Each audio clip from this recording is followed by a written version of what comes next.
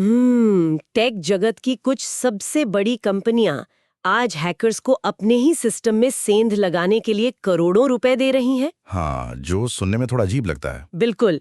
एक तरफ जहां एप्पल जैसी कंपनी स्वेच्छा से $2 मिलियन तक के इनाम की पेशकश कर रही है, वहीं दूसरी तरफ 2026 को लेकर कुछ ऐसी भविष्यवाणियां सामने आ रही हैं जो बताती हैं कि वैश्विक इंटरनेट दो बिल्कुल अलग-अलग हिस्सों में बंटने वाला है। जो कि एक बहुत ही गंभीर विषय है। तो आज की इस गहन चर्चा में मैं और हमारे एक्सपर्ट एक ऐसी अदृश्य दुनिया का विश्लेषण करने जा रहे हैं जो हर दिन हमारे डिजिटल बुनियादी ढांचे को बचाए रखती है। सही कहा। और आज हमारे पास रिसर्च और डेटा का एक बहुत ही शानदार खजाना है। हाँ, आज के हमारे स्रोत बहुत विविध हैं। इनमें बग क्राउड की 2026 की विस्तृत भविष्यवाणियां हैं, माइक्रोसॉफ्ट, गूगल और हैकर1 के आधिकारिक सुरक्षा दिशा निर्देश हैं। इसके अलावा मैरीलैंड राज्य और यूरोपीय संघ के EUFOSS2 जैसे महत्वपूर्ण सरकारी दस्तावेज भी हैं। और हाँ, कुर्सेरा तथा सिनैक के कुछ बहुत ही बेहतरीन विश्लेषणात्मक लेख भी शामिल हैं। तो इन सभी को मिलाकर एक बहुत ही स्पष्ट तस्वीर बनती है। बिल्कुल। इस चर्चा का हमारा मुख्य उद्देश्य यह समझना है कि एथिकल हैकिंग का ये पूरा अर्थशास्त्र आखिर काम कैसे करता है। कंपनियां हैकर्स को इतना पैसा क्यों दे रही हैं? और सबसे अहम बात, आर्टिफिशियल इंटेलिजेंस और बदलती हुई भू राजनीति 2026 में इस पूरे परिदृश्य को किस तरह एक नया आकार देने वाले हैं। ठीक है, आइए इसे विस्तार से समझते हैं।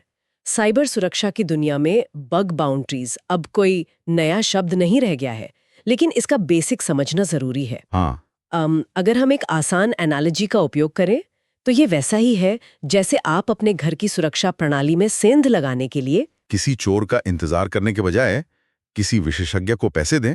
एकदम सही।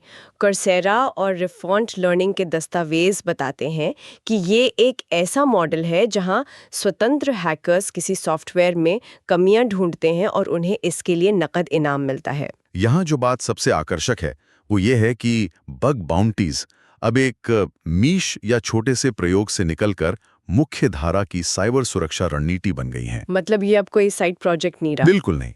आज के समय में सॉफ्टवेयर इतना जटिल हो गया है कि कोई भी अकेली टीम हर संभावित खतरे को नहीं पकड़ सकती। बाहर के हजारों दिमाग जब अलग अलग दृष्टिकोण से किसी सिस्टम को देखते हैं तो वे उन कमियों को उजागर कर देते हैं जो पारंपरिक जांच में छूट जाती हैं। लेकिन बग बाउंटीज इस इकोसिस्टम का केवल एक हिस्सा है। मैरीलैंड राज्य के दस्तावेज में VDPs यानी वल्नरेबिलिटी डिस्क्लोजर प्रोग्राम्स का जिक्र है। हाँ, जो कि बहुत महत्वपूर्ण है। ये VDPs बग बाउंटी से अलग कैसे हैं? देखिए, VDPs में वित्तीय इनाम का कोई वादा नहीं होता। मैरीलैंड का प्रोग्राम अनिवार्य रूप से एक कुछ संदिग्ध देखें तो सूचित करें दृष्टिकोण पर आधारित है। मतलब एक तरह का सी समथिंग से समथिंग मॉडल। एकदम सही। ये निरंतर चलने वाली एक प्रक्रिया है। यह अच्छे इरादे वाले रिसर्चर्स के लिए एक सुरक्षित रास्ता है ताकि वे बिना किसी कानूनी डर के किसी खामी की रिपोर्ट कर सकें। और इसी में एक और चीज आती है, पेन टेस्टिंग। सिनैक के दस्तावेज में पेन टेस्टिंग और बग बाउंटीज के बीच का अंतर बहुत बारीकी से समझाया गया है। हाँ, और ये अंदर समझना बहुत जरूरी है।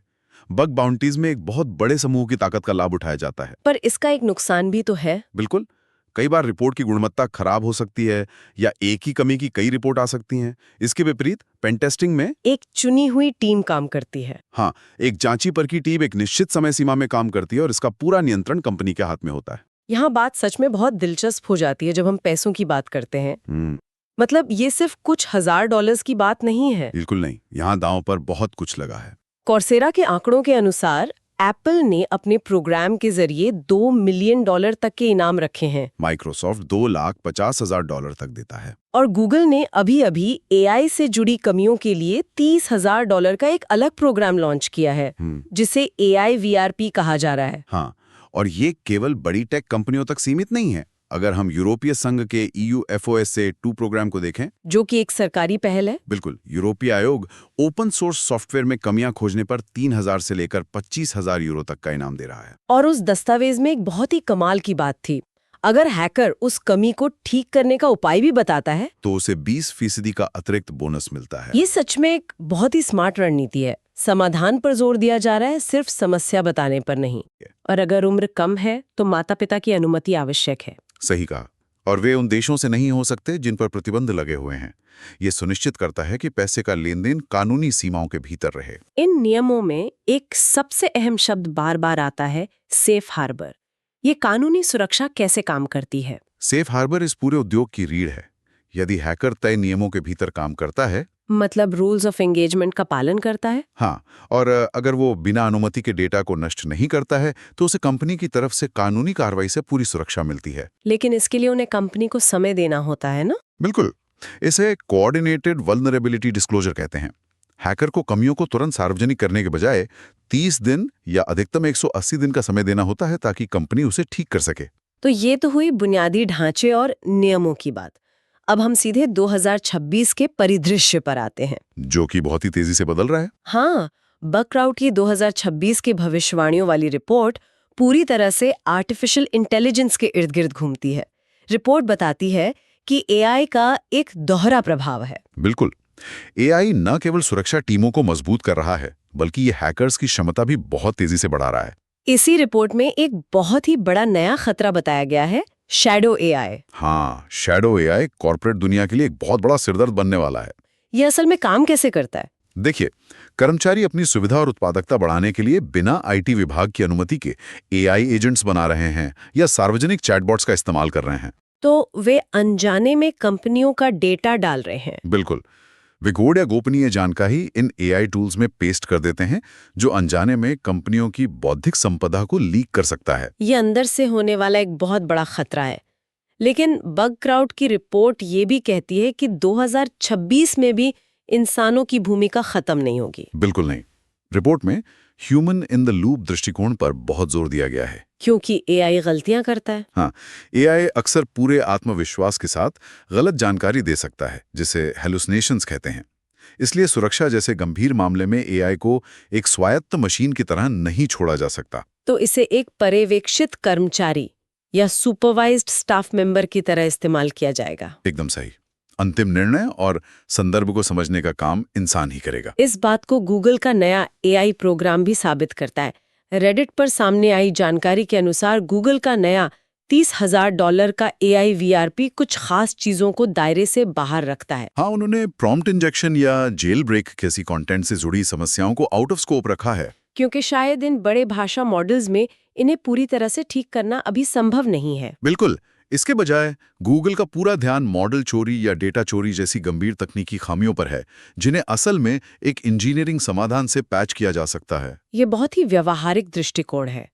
अब हम चर्चा के एक ऐसे हिस्से की ओर बढ़ते हैं जहां तकनीक और दुनिया की राजनीति आपस में टकराते हैं। भू राजनीति और साइबर सुरक्षा का प्रतिच्छेदन। हाँ, और यहाँ मैं स्पष्ट कर दूं कि हम केवल स्रोतों में दी गई जानकारी को रिपोर्ट कर रहे हैं, किसी भी भू राजनीतिक विचारधारा का समर्थन नहीं कर रहे हैं। हम पूरी तरह से निष्पक्ष हैं। बिल्कुल। बकक्राउड की रिपोर्ट में एक विशिष्ट तारीख का उल्लेख है, 1 अगस्त 2027। यह चीन की पीपल्स लिबरेशन आर्मी यानी पीएलए की 100वीं वर्षगांठ है। और रिपोर्ट में भविष्यवाणी की गई है कि इस ऐतिहासिक तारीख के करीब आते आते 2026 में साइबर दुनिया में तनाव और साइबर झड़पें बहुत बढ़ सकती हैं। अगर हम इसे व्यापक परिप्रेक्ष्य से जोड़ें तो एक बहुत ही दिलचस्प सिद्धांत सामने आता है, 2 इंटरनेट की कहानी। हाँ, ये रिपोर्ट का सबसे दिलचस्प हिस्सा है। 2026 में वैश्विक स्तर पर 2 तरह के इंटरनेट दिखाई देंगे। एक नया इंटरनेट और एक पुराना। बिल्कुल। एक नया आधुनिक और क्लाउड आधारित बुनियादी ढांचा होगा, जिसे मुख्य रूप से वित्तीय लाभ चाहने वाले साइबर अपराधी एआई की मदद से निशाना बनाएंगे। और दूसरा होगा 2008 से पहले का पुराना स्थिर बुनियादी ढांचा, जो आज भी पानी के संयंत्रों या बिजली ग्रिड को चला रहा है।